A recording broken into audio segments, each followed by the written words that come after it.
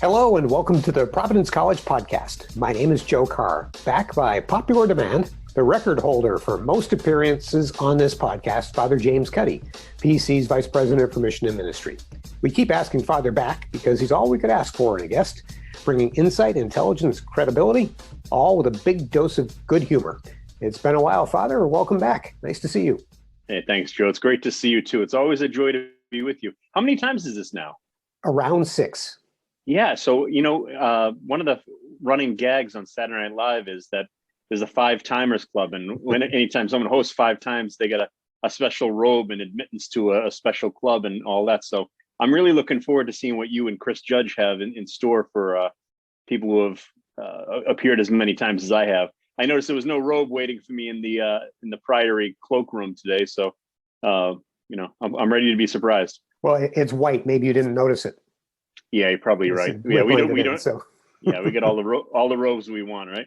Good to know that you're a fellow SNL aficionado. Maybe we'll get to that one of these times. So, hey, well, that'll be the next one. That sounds good. That'll be the next one. That sounds good. So our listeners, who are mostly alums, are always interested in hearing about the Dominican community. Tell us how things are in the Priory these days. How's everybody doing after a year, of living under these strange circumstances? Believe it or not, Joe, things are great. Things are great and getting better. And that's largely because everyone was able to acclimate to coronavirus fairly well. Everyone's been patient as we can be with the restrictions that are placed upon the college community. Of course, this changes the way we teach, the way we engage students, faculty, and staff, and all of that. But people have been magnanimous, in trying to find ways of engaging that might be new and creative, while at the same time understanding that some of the things that we love and doing things in a particular way are just off the board for a little while. So people have adjusted pretty well. But the reason I say getting better is that we've had we've been really lucky by God's grace and a lot of good effort on the part of the community members that we've been largely spared. We get tested quite a bit, and we really haven't had a whole lot of coronavirus to speak of. And we're looking forward now. Everyone's been vaccinated. This is our Dominican community here. Most of the folks listening who have been at the college as students or family members know that most of our Dominicans live together in the Priory. There are about 40 of us here. And so this is where we say our prayers, and this is where we have our meals, our common room for recreation, and the rooms and little home offices where we stay.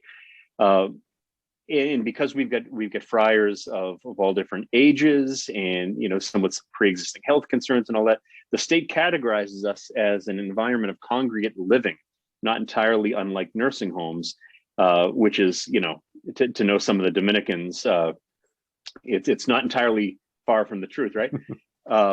We've got all manner of men here, all different levels and ages and all that.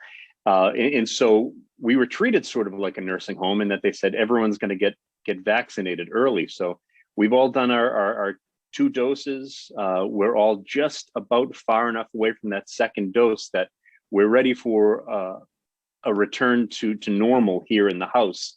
We'll continue to keep all the regulations and all as members of the community outside, but it'd be nice to be able to move around a little more freely and not have some of the in-house restrictions that we've had. So the big date for us providentially is Easter. As soon as when we celebrate Easter, we're ready to get back to our what's normal for the Dominicans, which might not be normal for the rest of the world. I acknowledge. What's funny, Joe, when we have the Easter Vigil, that beautiful liturgy, what the church calls the mother of all liturgies, right? Starts with the Easter fire. The church is in darkness, and you've got you build a big fire outside, and from that fire, the candles are lit. The Easter candle, in particular, that represents the new life of the resurrection, the light of Christ, and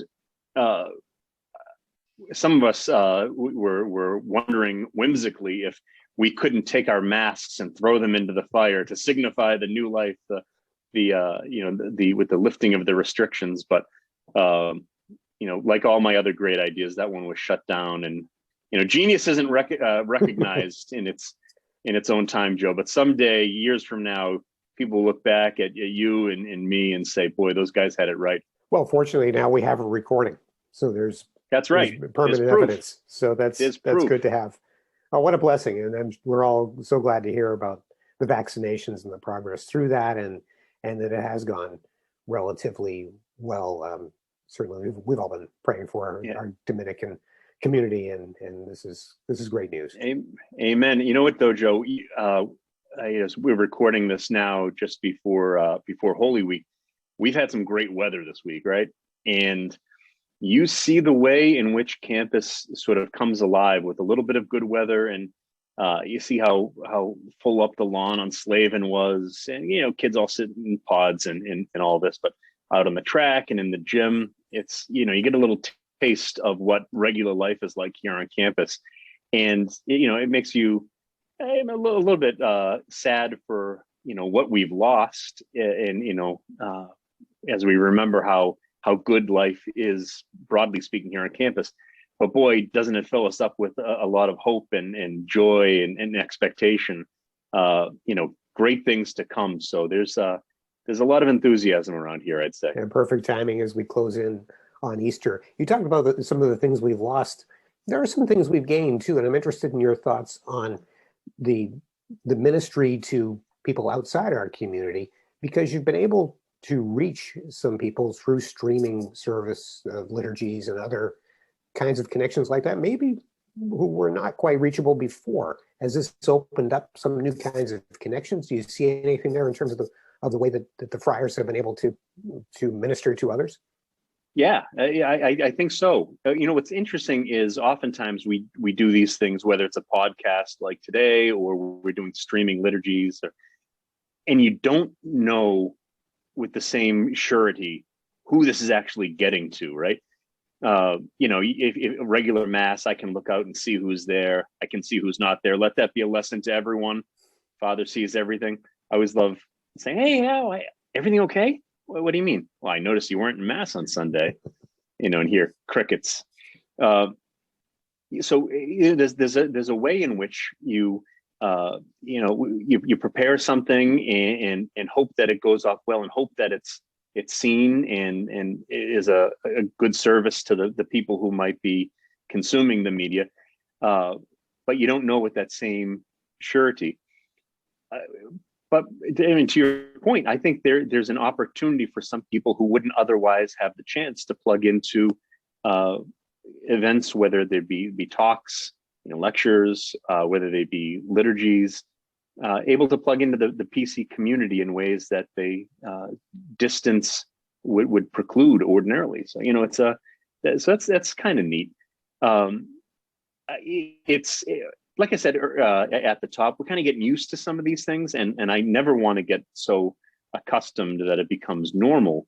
But we've recorded a lot of masses in the Harkins oratory, and maybe some folks listening have had a chance to participate in those. But if you haven't been live, and you'll have to stop in the Harkins oratory, the little chapel there on your next visit. It's about the size of a phone booth, right? It's a very small spot on the first floor, just off the rotunda, and there's enough room in there for the priests to celebrate Mass. We usually have two other priests in there that can celebrate, and that's helpful practically because they can say the responses back. The priest says, "The Lord be with you." He doesn't have to put on a fake voice and respond to himself, ventriloquist style. So you get room for maybe the three priests and a laptop or an iPad or something like that. And it's awfully strange to try to, I'm speaking to a green light on a camera. That part has been a challenge, because so much of what we do, and even right now, you and I are doing this on Zoom. So much of what we do is a read and respond, right? And so I'm looking at you, and I can tell that you are completely and utterly bored, right? Not at all. that you're scanning through your notes looking for the next question. Maybe you're looking at your Rolodex, seeing which other guests you can have on in place of this one. Rolodex. My goodness. I know. Is that a thing? I remember hearing about those at one point in time a few years ago. Yes. Yeah, Rolodex. I've still got my abacus here, Joe. So, you read and respond, and all right, I got to lean into this point a little more. I got to stop. I got to, you give the people to whom you're trying to speak a little bit of time to take in what you're saying, or you want to try to move in a different direction, go on a tangent to try to get someone's attention back. All those things are completely gone, and so there's a bit of nervous energy, I think, that goes along with a lot of Zoom ministry when you're throwing it out there and hope that if anyone's listening, that they're able to engage, because those cues that you take when you're in the presence of another are completely gone. By the way, you're the chaplain to the men's hockey team, so this is an opportunity to give a stick tap to Chris Judge, who's the producer of this podcast, but also a real hero when it comes to making all this stuff happen. Really, a year ago right now, he was working so closely with you and others to develop all these systems for streaming from various places, and there was a lot of work there. And really, Joe, that's a great, tremendous call. You're so right. At this point last year, I just left PC and it was off doing some Navy chaplain service, and so I was working with Chris a little bit so we were setting up the liturgies for Easter, from the priory, and all of that stuff was happening very quickly, and obviously we're reading and responding to what's going on with the coronavirus, and everything was just starting to shut down, and Chris was so responsive. But I didn't actually get to be here for any of that. And I participated in the liturgies of Holy Week from the priory, just like everybody else in the Providence College community, which is to say on my iPad from 3,000 miles away. And I remember reaching out to Judgy saying, I can't believe you were able to do what you did on such short notice. I mean, it was flawless from the way that all of the hardware was set up, and the sound quality and all this. But I mean, like the cuts, the directorial moves, so the camera goes over to the choir, now it goes up to the sanctuary. Now it was unbelievable. So yeah, that's stick taps to Judgy. That's right. He set it all up so he could do it remotely too from his home. It was an amazing thing. So I think now in order to do this too, in doing this and giving Chris that the recognition that he so richly deserves, this is actually in place of a bonus. So there'll be no more money flowing to the judges. Hopefully, our gratitude here is enough to make everything okay with Chris and Katie. So compensation takes various forms, I guess. Is that what you're saying? Yep, this is it. So I see. Take it in, Judgy. This is all you're getting, kid. Part of what the Division of Mission and Ministry oversees is campus ministry. So that's, of course, ministering to our student population. Boy, the challenges and opportunities associated with that. Talk us through that a little bit, Father. How do you feel about the way that it's gone? What can you share about the adjustments that have been made, and how you and the lay and ordained personnel have been able to navigate this over the past, especially this academic year? Yeah, thanks for asking that. More stick taps, right? This gives an opportunity to recognize and celebrate the great work that our campus ministry team has done in the midst of the challenges that you described, to be present to reach out to students in the midst of a strange year. Father Peter Martyr Youngworth, our extraordinary chaplain, has led the way, but he's got with the help of our Dominican brothers and Dominican sister, Anne Frances Klein, great lay campus ministers who are extraordinarily talented, have done tremendous work. And some of the things that we can continue to do as we'd ordinarily do them, or close to ordinary. So we've been able to have mass and confessions and Eucharistic adoration every day as we ordinarily do. And that's great. Even though, what's funny, Joe, Father Peter Martyr, he's a man of many gifts, but one of them, he has this ability to see. He sees the world in terms of pods now. You've seen the Matrix when Neo sees all the ones and zeros and all that. I'm pretty sure that's how Father Peter Martyr sees. He says, all right, we can do these 3 people can sit over here, and they'll be 6 feet away from these 2 roommates who sit over there, and all of that. So he's a master of being able to fill the chapel in a way that squares with the regulations imposed on us by the state and the Diocese of Providence.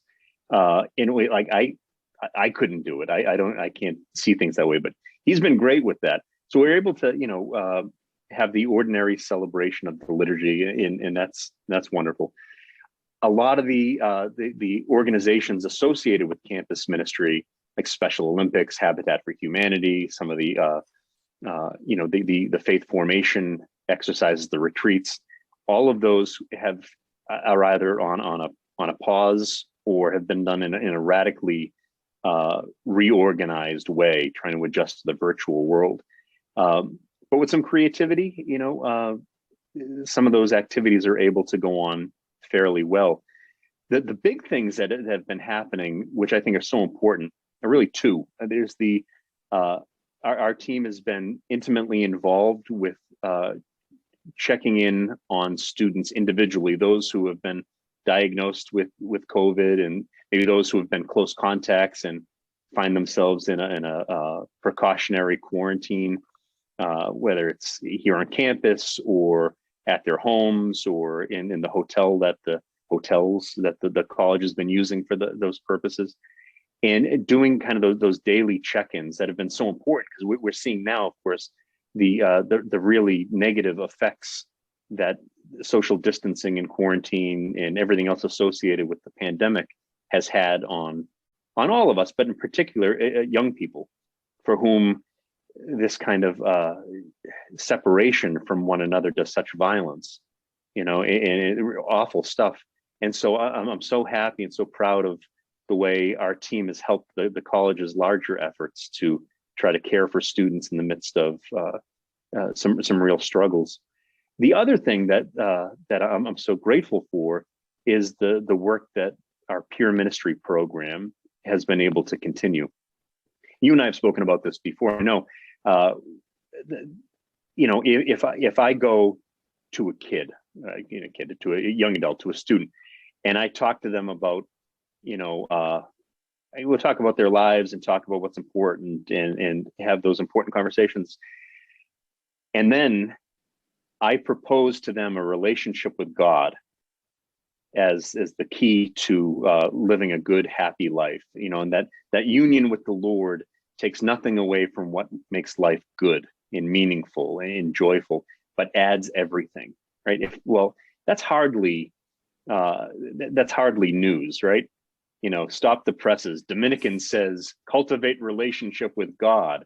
That's right out of the Dominican playbook. It's an entirely different thing when one student offers that to another, and when they're able to take care of each other. One student talks to another, not only can they speak probably a little more freely, because who wants to talk to Father, right?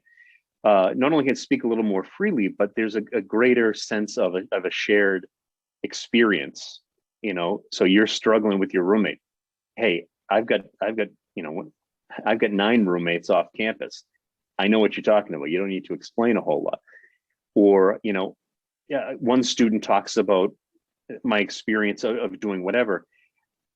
If they can know that the student to whom they're speaking has had the same experience, might be going through the same thing at the same time, that gives that student to whom the first is speaking great credibility when they say, you know what, you ever pray? You ever go to mass? Well, I went through the same thing, and I popped into St. Dominican Chaplain, and it's actually pretty great. You ought to think about it. You want to come with me? Or, hey, I've got a lot of help from Father Justin Bolger, our one of our assistant chaplains. You ought to go, talk to Father Justin. He's a good guy. That sort of thing that happens on the peer level, where you have students who see themselves in this great fraternity, as companions on the same journey, struggling with the same things, experiencing the same joys. To be able to put students in a group together like that, cultivating good friendships centered on good things and the love of God. It's a wonderfully exciting and important thing in ordinary times, but do that when relationships are more difficult to really cultivate, when it's more difficult to get together in ordinary ways, and it gets exponentially more important. And that's I'm so happy and so proud of our peer ministers, our students. And, Elise Gruslin is the director of peer ministry. She's an unbelievably talented lay minister, great campus minister. She and Father Peter Gouch have been working so hard to keep this program up and running with the cooperation of so many great student leaders that, I'm grateful to God for all of the good things that's happening through all those folks. Question for you as a sort of observer of the human condition, but with a focus on our students and what you've seen in the past year. So many challenges to overcome. What sorts of skills, experiences have they gained by living through this experience in this environment? And what effect will that have on them for the rest of their lives? Thanks for asking a throwaway question there, Joe. It's nice that we keep it light on the PC podcast. I know you're totally tuned in. You've got this, Father. Well, maybe a lesser student of the human condition wouldn't have an answer for you, Joe, but I am no lesser observer. I think the long-term effects remain to be seen, of course, and let's sit down next year and the year after that and see what we've learned. One of the great things that I deeply respect, and we're seeing a lot with students now, is the cultivation of a new sense of resiliency. And I think a good working definition for that, and this is by no means technical, and so I hope it's not wrong, but the way I kind of understand this is the ability to get punched and continue moving forward. To recognize that, all right, this is a bad situation, broadly speaking, or what's happened to me in this particular case, to me personally, has left me in shambles. But I'm going to get up, I'm going to dust myself off, and I'm going to keep going with no guarantee that I'm not about to get whacked again. That ability to take a hit and continue moving forward with confidence, with strength, is something that's been on display with an awful lot of people, and it's an edifying and inspiring thing to see. Because so much of this year has been sink or swim. It's not like it or not. This is the situation in which we find ourselves, and do we all wish it wasn't so? Of course. Do we pray for we're moving in the right direction, I think, and do we pray that movement continues and restrictions continue to be lifted and ordinary life comes about again before too long? Absolutely. But to this point, we haven't had a choice, so, and if you're not going to cultivate a sense of that sense of resilience or resiliency, I don't know what your other options are, so that's one of the things that I think there's been a big adjustment there. I think, hopefully, we're seeing this now, and I hope it's a long-term effect. There's been a greater appreciation for ordinary life. So as I mentioned before, you look out on the Slavin lawn and you see students just hanging out, laying on a blanket, studying, getting some sun, kicking a soccer ball around, all this sort of stuff. Ordinarily, you and I, we'd see that and say, oh, it's a nice day. We wouldn't marvel at it. We wouldn't text our friends and say, oh, guess what? Look at the kids. They're out, they're back. I mean, and there are great gifts here that shouldn't be taken for granted. And so often we do it because they're so commonplace. Same thing with opportunities to be with friends and family. That's a big deal when I get to see my folks, right? I never saw it as such. And my appreciation for that grows deeper as a result of the infrequency with which we get to do it. And so, we're not taking anything for granted anymore. And again, that's why we're gonna have to come back next year and see if we've been lulled back into that acceptance of the extraordinary as ordinary. So we'll see. We'll see where we are. I also, I don't think it's funny to see. I'll give you one more. The desire that students have to be on campus together. But McPhail's, which a lot of folks listening know, is our on-campus entertainment facility. It's it'll be student functions there in the evening, the full bar and stuff like that. There'll be things like bingo and games and concerts and things like that. McPhail's just opened last week. Heavily regulated and all that. McPhail's sold out with reservations. It's like McPhail's turned into a 5-star restaurant. You got into McPhail's? How could you ever get into McPhail's? Talking to students who are preparing for graduation, what activities do you want to see for to commemorate the occasion? Students by and large said, well, no, the ordinary thing, students will go off to an outside place and have a formal event where either at a big banquet facility or Foxwoods or something like that. Students want to be on campus. So we want to be on campus, the campus we love. We want to be with our friends whom we love. We want to be able to get dressed up and hang out and do whatever we can do, but we want to do it here. And there's another great thing that's come about as a result. It's a deeper appreciation for the gift that Providence College is. The old adage, you don't really know what you have till it's gone. I think that sense has been enkindled in the hearts of our students now, and hopefully that appreciation for Providence College is present long after the virus is gone. In one of our first podcasts with you, Father, we talked about your journey to your ministry and the people who influenced you. And one of the names you mentioned, by the way, for people who don't know, Father is a PC alum from the class of 1998, and you mentioned the chaplain when you were a student at that time, Father Barringer.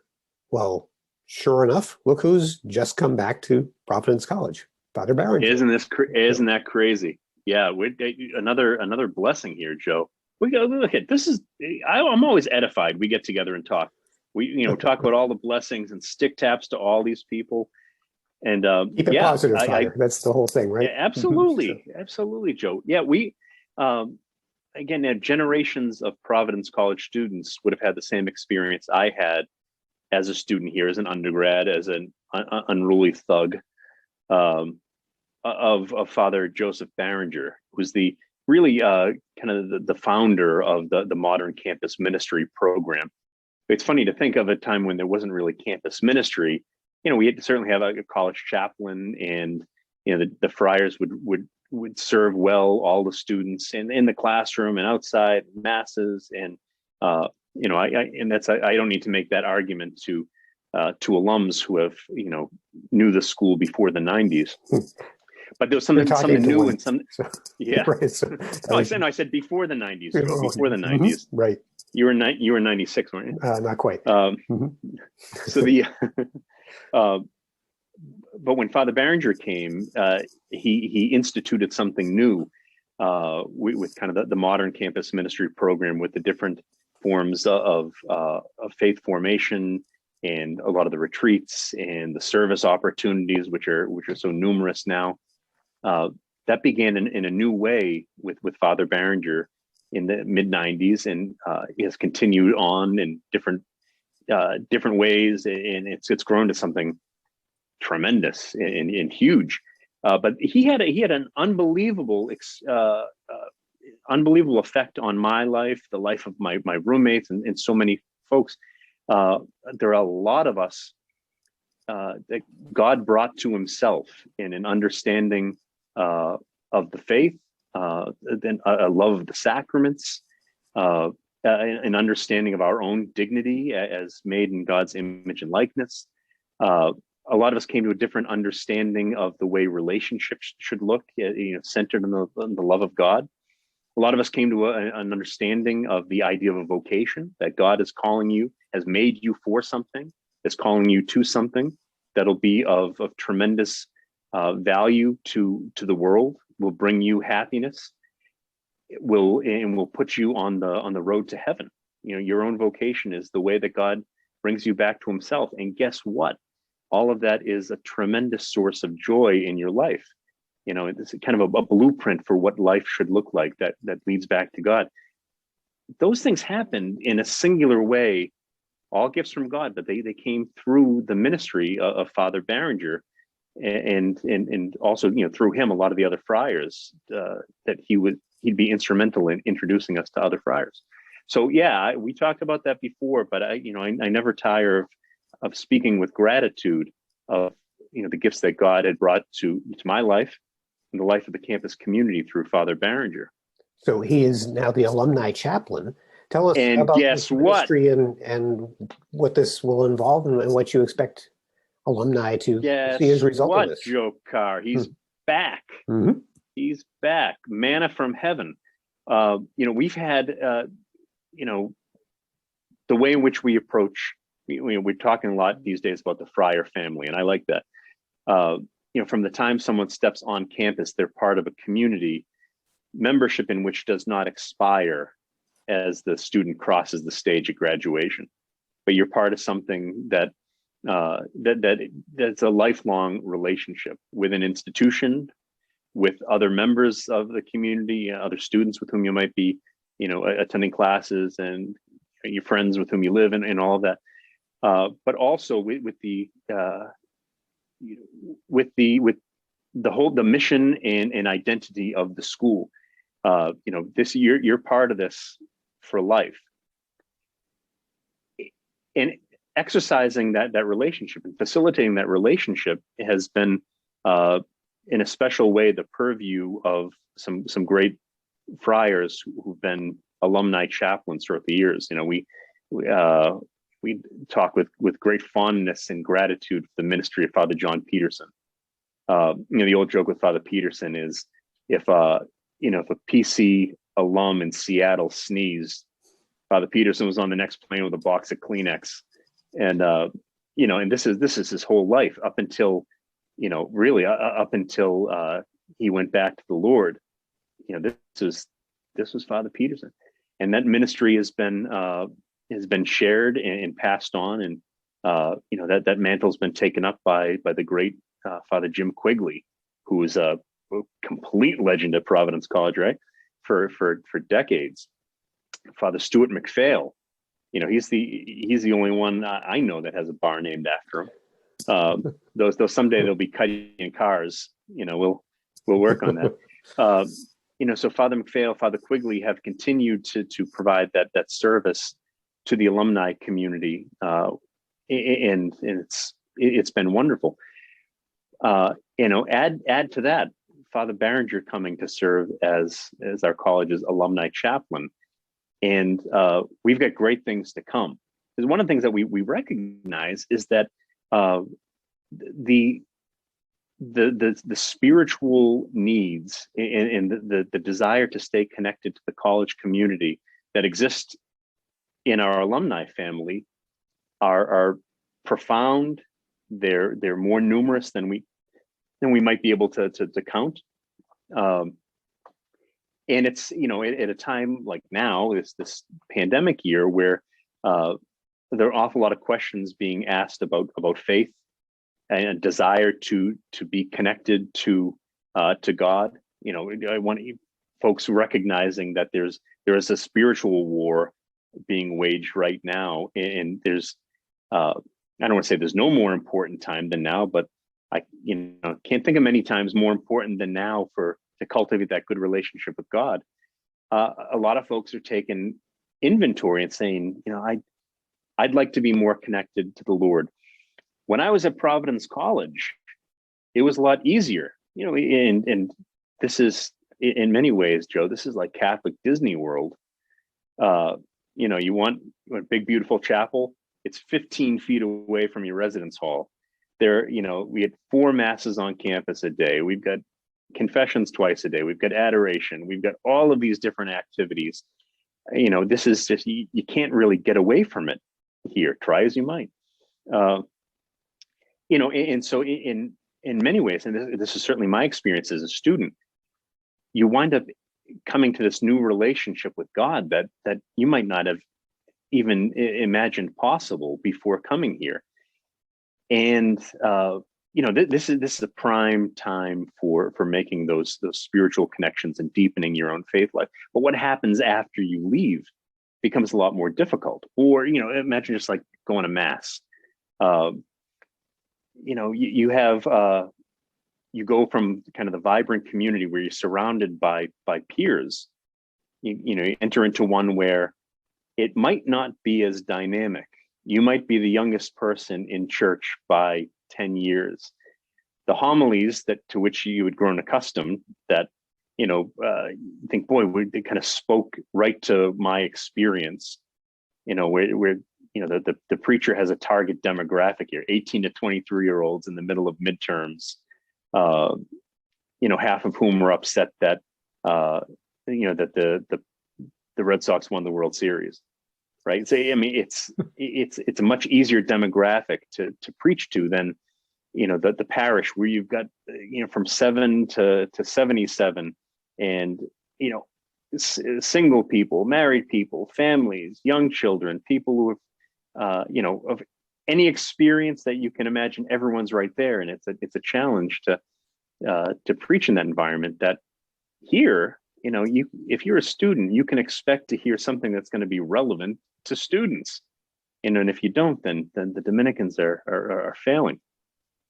Anyhow, you go into the life after PC, and if those things you're having a hard time clicking and connecting in the same way, and you can look back on days at Providence College and say, what, I'd like to reconnect with that experience that I had at PC, and I'd like to find a way of recreating that, in a way, bringing some of those good things into my own life and the life of my family in a way that matches our own life circumstances now, right? So if you're a father of 3, in 45 years old, you probably you wouldn't want to go back to going to mass the same way as you did when you're 19 years old. But how do you take some of those connections? How do you take some of that joy? How do you take those things that you had learned and embraced and celebrated so much and carry them into where you are in life? We can help with that. That's what one of the things that we're seeing folks reach out and ask for some of that assistance along the way. And yeah, we can try to help with that, because again, we've got, you're in the friar family, and that's that. So the work that our alumni chaplains have been doing so well and so admirably, we're able now to expand and have a greater availability, greater access, so that when alums find themselves in the position of grief, or mourning, an illness or a death in the family, we'll be able to continue having support from our alumni chaplains. In times of celebration, there's a new baby born, there's a new job, there's some sort of windfall for the family, we'll be able to enter into that too, to the glory of God. And all the times in between, so you're looking for growth in the faith. Well, we can have a greater slate of opportunities for helping alums and families to grow deeper in their faith through retreats and lecture series, through regional alumni clubs, the entire alumni association. We can go in and you want to try to cultivate some service opportunities through the different clubs nationwide. Okay, we can do that. You want to have service immersion trips, you want to go on pilgrimage, you want to all of these different things.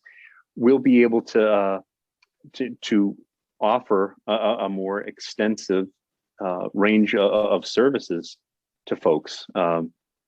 Nice thing too here, Joe, and I know I'm talking a lot about this, but I'm awfully excited about it.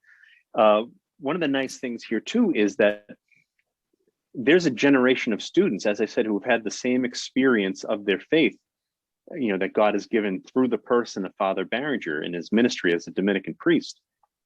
There are a lot of folks, and I would have been one of them if I wasn't doing what I'm doing, who would see that Father Barringer's back to serving the friar family, who would want to reach out and reconnect with him. This is not, you don't have to cold call. If you're somebody who graduated in the 90s or 2000s, you don't need to cold call somebody whom you've never met before. You reconnect with your old chaplain, and I think that's a very, very exciting thing. So you take the good work that Fathers Quigley and McPhail have been doing and continue to do, and you put Father Barringer into the mix there with all of the energy and enthusiasm and creativity, and I think the sky's the limit for reaching out to and serving well members of our alumni community. This is a wonderful gift to all of us, and it really has great potential, as you've indicated, to be so good for a big, important part of our community. And we should mention that, and you alluded to this, but just to make sure that it's clear, Father McPhail and Father Quigley will continue as associate alumni chaplains, so certainly very much involved in this too, and we're so fortunate to have them so active with us. What's cool here, Joe, too, is we've got, working within just the Office of Mission and Ministry, this is to say nothing of the great friars with whom there's so many, alums connected, from class, from, they had some encounter of a particular friar. Just take those who are in the division.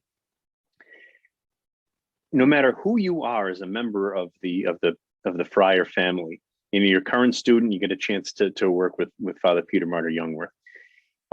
If you're somebody who went through a few years ago, even older than yourself, Joe, you had Father Quigley in class. You'd have Father McPhail, you had Father Barringer. I'm here. We've got generations of Dominicans who have served generations of students, and so that there's generational coverage here in a way that I think is very, very exciting. And so take someone like Father McPhail will be able to continue connecting with people whom I've never had occasion to meet before, and Father Barringer would have had as students, folks who, members of the alumni community whom Father Quigley wouldn't have had a chance to be with to this point. So it is that's one of the really exciting things, is the generational coverage. So yes, Fathers Quigley and McPhail, thanks be to God, will continue to play a huge role in continuing the great service that they've offered for all these years. Oh, you're so right. That idea of a natural, familiar connection really makes it easy. It's an entry point. And Joe, I think it's a reconnection. Mm-hmm. That's very, very exciting to me. Sure is. Good stuff. So the verb we use for podcasts is they drop. So this podcast dropped on Monday of Holy Week. Joe, you're so hip. Well, Chris Judge taught that to me. So, of course, one of the most joyous parts of the year for us. What's it like for you? Tell us how you feel as we approach Easter and in this period of great rejoicing.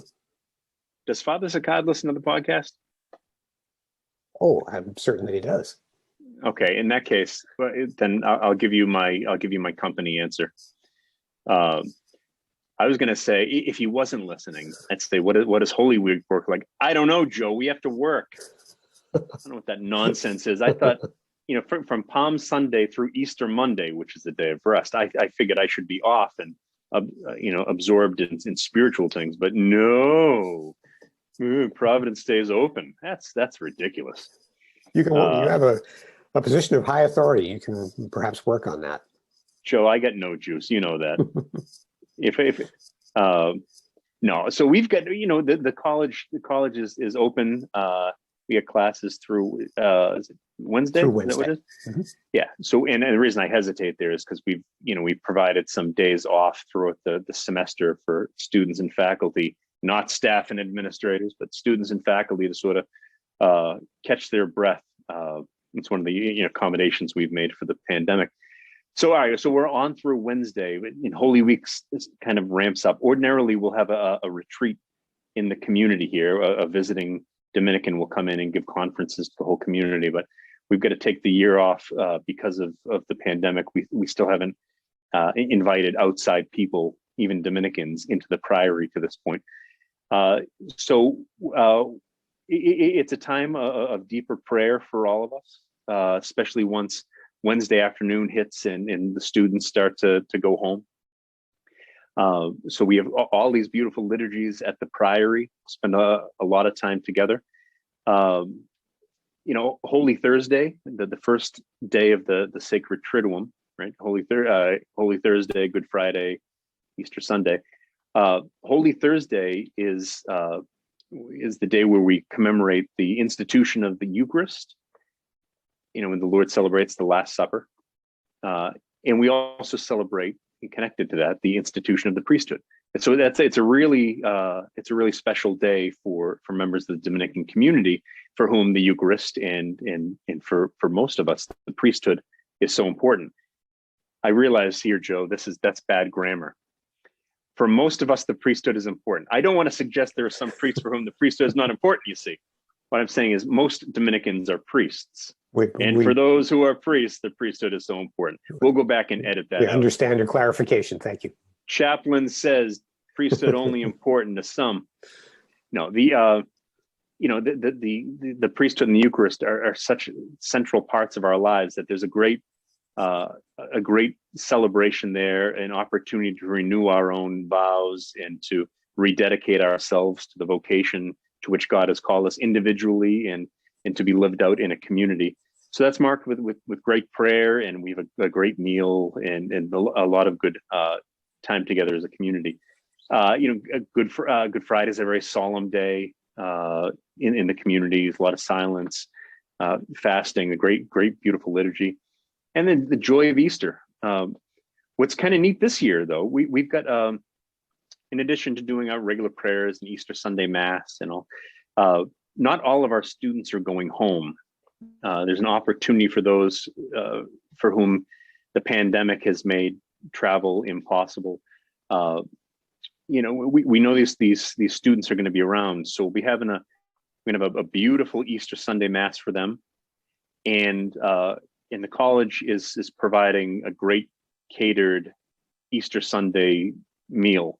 So we'll have Mass together in the chapel, and we'll head over to the dining hall, get beautiful catered meal, and a significant number of friars who are also here, right?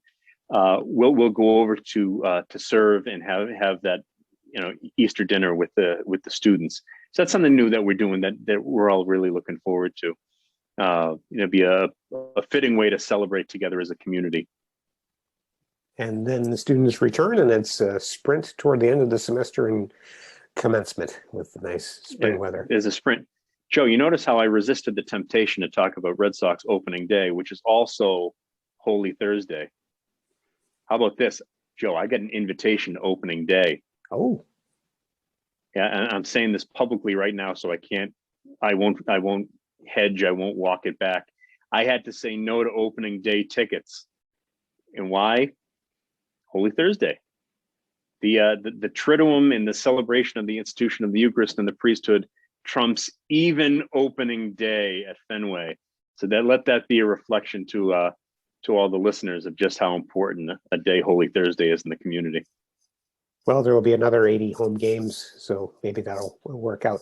I think it's good news. The Red Sox have been winning some spring training games. They appear to be a team that will be at least competitive, which doesn't seem like too much to ask after last year. Oh, so Joe. Looking forward to maybe being okay. Joe, that's why I love you. Hope springs eternal. This team's going to be awful. It does. This team's going to be awful. Yeah, well, good. They're winning the spring training games, and that's better than losing spring training games. But it's a habit. It becomes a habit. I've. Is it wrong of me to have written this year off already? And I'm so glad that Chris Judge is listening. And I'm not looking at him on Zoom right now because he'd have an ear to ear grin. That Yankees team's going to be unbelievable. But that's why they play the games, Joe. That's right. It's easy to be a Yankees fan. We'll see what happens. The challenge is more fun. Yeah, he does have that on. That's good. One more quick thing, Father, back to Easter. Memories, traditions, reflections on the Cuddy Murphy family Easter celebrations. What comes to mind when you think of Easter growing up with your great family? That is a great and unexpected question, Joe.